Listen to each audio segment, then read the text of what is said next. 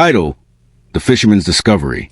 In the small coastal town of Eldermere, the sun barely peeked over the horizon, casting a soft glow on the tranquil waters. Samuel Reed, a humble fisherman, stood on the creaking wooden pier, gazing out at the vast expanse of gray sea. The salty breeze tousled his hair, carrying with it the familiar scent of seaweed and salt.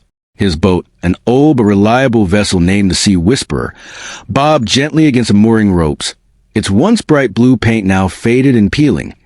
Samuel tightened the knots on the ropes, his hands skilled from years of experience.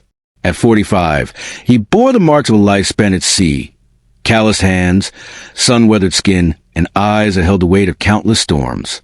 He had returned to Eldermere after the passing of his wife, determined to raise their daughter, Lily, alone. The town, with its quaint houses and rusted roofs, felt like a relic of a bygone era, where life revolved around the tides and few families who remained. As he prepared to set out, Samuel's thoughts drifted to Lily.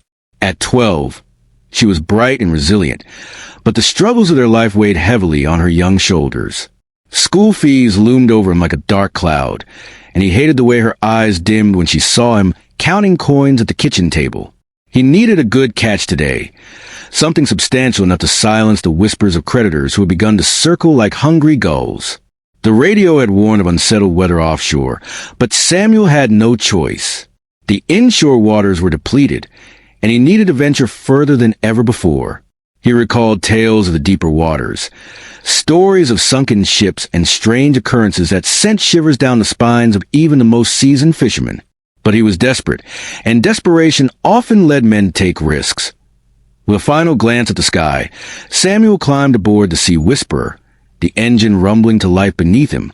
He released the mooring ropes and steered the boat away from the dock, leaving the familiar sights of Eldermere behind. The waves grew larger as he ventured into the open sea, the coastline fading into a distant blur. With a final glance at the sky, Samuel climbed aboard the Sea Whisperer, the engine rumbling to life beneath him. He released the mooring ropes and steered the boat away from the dock, leaving the familiar sights of Eldermere behind.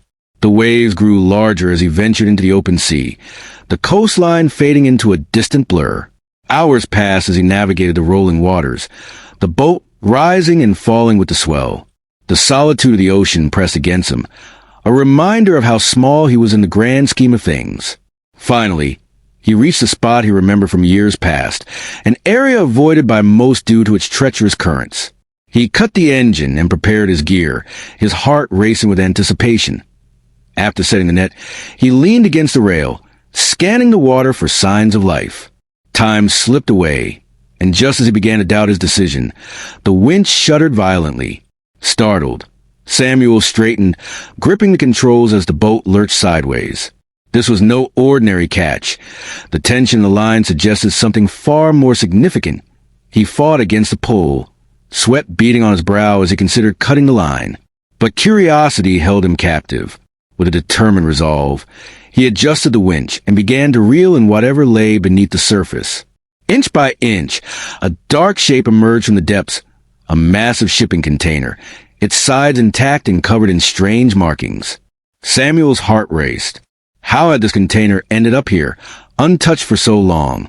He secured the load and prepared to bring it aboard, the boat groaning under the strain. The storm clouds gathered ominously overhead, but he pressed on, driven by a mix of fear and fascination. Finally, after what felt like an eternity, the container broke free from the water, glistening in the dim light. Samuel stared at it, drenched and exhausted, as the waves crashed around him. He had uncovered something extraordinary, but a sense of foreboding settled in his gut. With the storm closing in, he maneuvered the Sea Whisperer back toward shore, the container secured alongside. As he tied the boat to the dock, he felt a strange mix of triumph and dread. What lay inside that container? He fetched tools from the storage shed, his heart pounding with anticipation. The lock on the container was unlike anything he had seen before, reinforced and devoid of any markings. Samuel hesitated, a chill creeping down his spine. This wasn't just salvage. It felt like a secret meant to remain buried. But he couldn't turn back now. With a deep breath, he used the bolt cutters to snap the lock, the sound echoing in the stillness as he pulled the doors open. A rush of stale air escaped, and darkness greeted him. He switched on his flashlight, revealing an eerily preserved living space inside. A bed, a table, shelves lined with books, and even childlike drawings taped to the walls. It was as if someone had been living there, trapped beneath the ocean. Samuel's mind raced. Who had lived here? Why had they been hidden away? He stepped back, overwhelmed by the weight of what he had discovered. The storm raged outside, but he felt a different kind of storm brewing within him. That night, sleep eluded him as he replayed the images in his mind. The next morning, he returned to the container, determined to uncover its secrets. Inside, everything remained untouched, as if waiting for him to explore further. He found a portable recorder among the items, and when he pressed play, a voice crackled to life. "My name is Ahmed Osman," it said urgently. "If anyone finds this, please listen carefully. We were promised safety, but it was a lie. They locked us in these containers."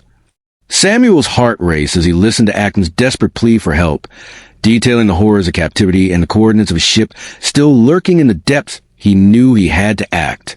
Lives were at stake, and he couldn't ignore the call for help. After ensuring Lily was safe with a neighbor, he set out once more, guided by the coordinates burned into his memory. The sea was calm, but Samuel felt the weight of the unknown pressing down on as he approached the location. A massive vessel came into view, its hull dark and foreboding. It was a ghost ship, and Samuel's instinct screamed at him to turn back. But he pressed on, determined to uncover the truth. Suddenly, two smaller boats appeared, racing toward it with alarming speed. Panic surged through him as he slammed the throttle forward, fleeing into a bank of fog. He cut the engine, holding his breath as the sound of pursuing boats faded into silence. When he finally dared to restart the engine, he felt a grim certainty settle in his gut. Ahmed had been telling the truth. Returning to Eldermere, Samuel knew he couldn't keep this to himself. He approached the authorities, sharing everything he had discovered. Within hours, a tactical team was mobilized, and Samuel found himself back on the Sea Whisperer, leading them to the ship. The operation unfolded swiftly. Officers boarded the vessel, and Samuel watched as they rescued men, women, and children, faces gaunt and filled with despair. Among them was Ahmed, his eyes filled with gratitude as they locked gazes. "You didn't just save us," Ahmed said, his voice steady. "You gave us back our voices." As the sun dipped below the horizon, Samuel felt a sense of purpose he hadn't experienced in years. He had pulled a dark secret into the light, and in doing so, he had changed not only his life but the lives of many others. The ocean still held its mysteries, but for now, he had reclaimed something precious. A sense of hope and the knowledge that even the darkest depths could be illuminated by courage and compassion.